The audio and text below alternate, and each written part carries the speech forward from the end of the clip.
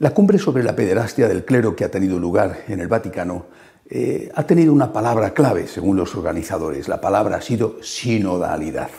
Sinodalidad, que fue la misma palabra clave que se usó, por ejemplo, para el sínodo sobre los jóvenes, es decir, mayor participación, mayor corresponsabilidad, más consulta por parte de los obispos o los sacerdotes a los laicos, de alguna manera más colegialidad, no solamente entre los obispos, sino también contando con todo el pueblo de Dios. Es decir, la causa, según ellos, de que se hayan producido los abusos a menores por parte de sacerdotes ha estado en un concepto clerical del sacerdocio. Eso significa que el sacerdote se sentía como el dueño del rebaño, no como el pastor del rebaño, y que podía hacer lo que quisiera con los laicos, incluidos los niños. Lo mismo con respecto a los obispos. No han cuidado lo suficiente, no han evitado que algunos de sus sacerdotes cometieran esos delitos, porque también tenían ellos un concepto clerical de su ejercicio, en este caso de su ejercicio episcopal. Bien, naturalmente esto es según los organizadores. Si había clericalismo, eso se solucionará aumentando o disminuyendo el clericalismo, aumentando la sinodalidad, la mayor consulta a todos los niveles dentro de la Iglesia y dentro, sobre todo, de los instrumentos de gobierno de la Iglesia. Esto, repito, según los organizadores. Incluso los que han llevado adelante este congreso, los cardenales Kupik de una forma especial, pero también Osvaldo Gracias de Bombay, Monseñor Scicluna, el cardenal Tagle de Manila. Bueno, todos ellos han quitado importancia al hecho de que haya un numeroso grupo, un porcentaje grande de sacerdotes homosexuales ligados a la pederastia. Se habla del 80%. Monseñor Scicluna llegó a decir que la condición de ser homosexual o heterosexual no tiene nada que ver o no es relevante con respecto a la pederastia.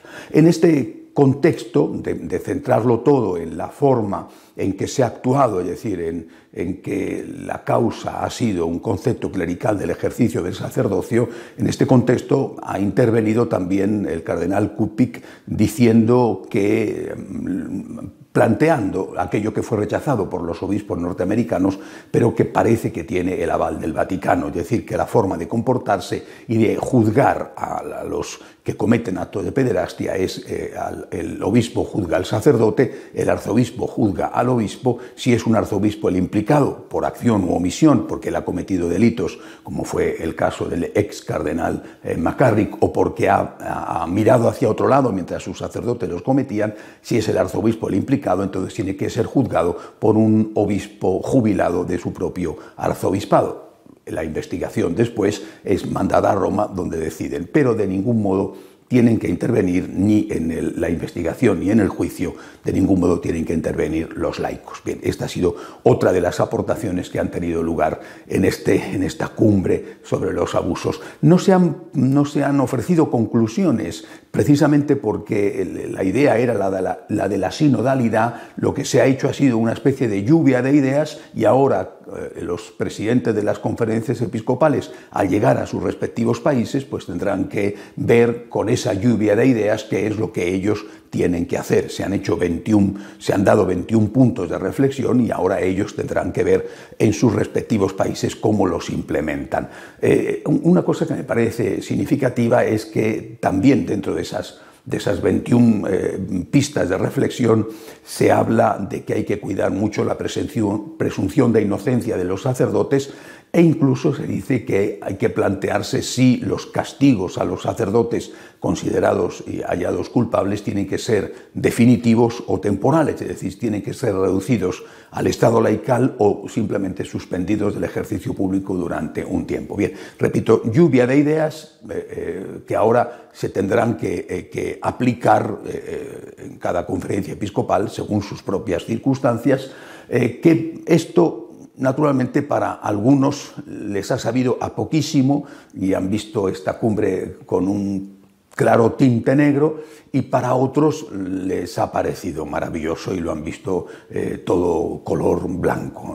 Hay muy pocos, entre los analistas, hay muy pocos grises, o es blanco o es negro, o ha sido estupendo o ha sido desastroso. Bien, desde mi punto de vista, creo que se ha insistido mucho en las formas, cómo hay que actuar. Se ha insistido mucho en que la causa es el clericalismo y por lo tanto la solución es la sinodalidad, y me parece a mí que se ha insistido poco en una causa que creo yo que es la principal de todo lo que ha ocurrido. Fijémonos en los datos, simplemente para que estos datos hablen. El pico, digamos que ha habido un incremento de abusos a menores por parte de sacerdotes que ha ido aumentando y luego ha ido disminuyendo.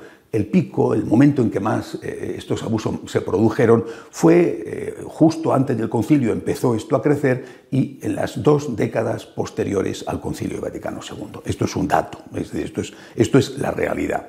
Esta etapa coincide con el derrumbe de la disciplina clerical.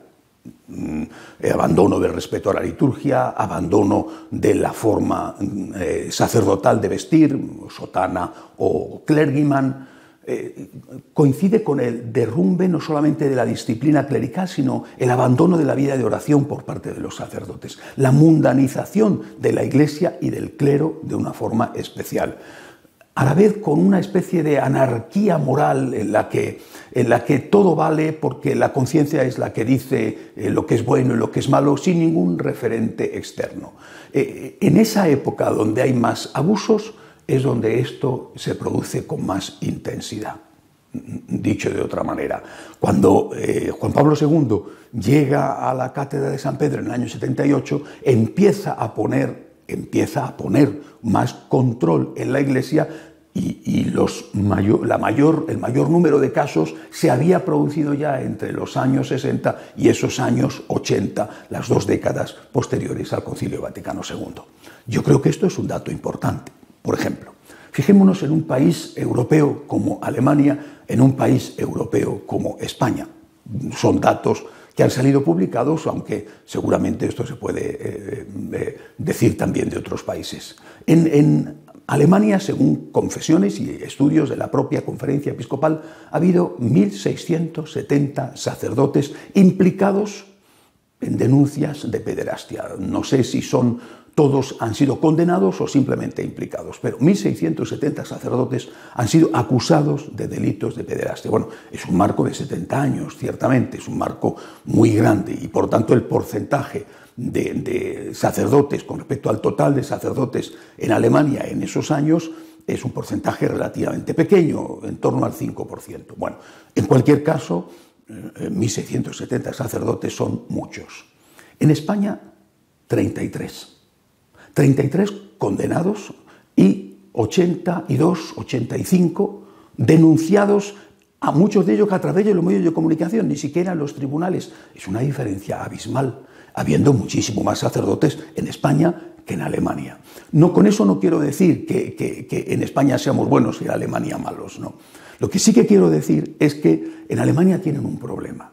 Ellos mismos, los sacerdotes alemanes, confiesan en un estudio hecho público también por la Conferencia Episcopal Alemana de hace un par de años, que la mitad de ellos no rezan nunca, la mitad de ellos no se confiesan nunca.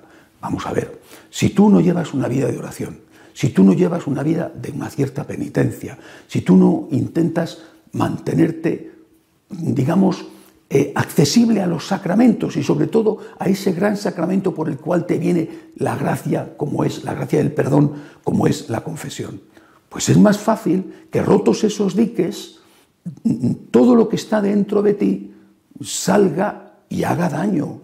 No digo que si rezas y que si te confiesas no vayas a tener tentaciones, e incluso no vayas a caer en las tentaciones, pero podrás controlar mejor las tentaciones, y no me refiero solo a las del 6º mandamiento. Es decir, en España ha habido en estos años más de 45.000 denuncias por casos de pederastia.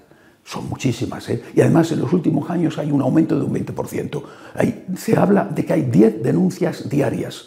Oiga, solamente poco más de 80 han sido denuncias que han implicado a sacerdotes, solamente 33 han sido condenados.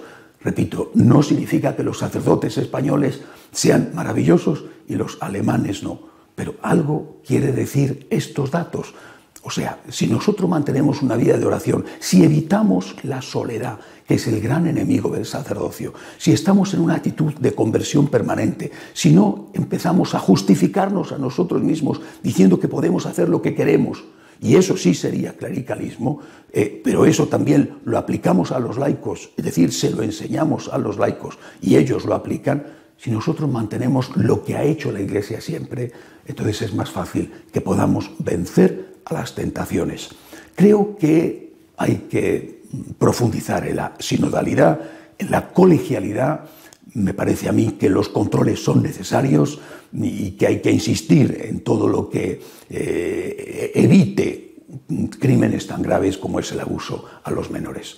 Pero si no se va a la raíz del problema, si no se va a la causa del problema, a la causa verdadera, que es el alejamiento de Dios, entonces, por muchos controles que haya, por mucha vigilancia que haya, siempre que estarán cometiendo crímenes, siempre que estarán cometiendo delitos.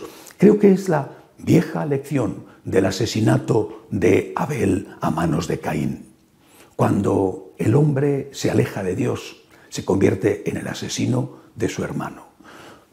Tiene que haber policía, por supuesto, tiene que haber leyes, por supuesto, pero cuando el hombre se aleja de Dios, cuando la barrera interior, cuando la conciencia deja de decirte la verdad, cuando no estás accesible a la gracia, cuando no te pones a tiro de Dios en la oración, cuando el hombre se aleja de Dios, siempre se convierte en el asesino de su hermano. Hasta la semana que viene, si Dios quiere.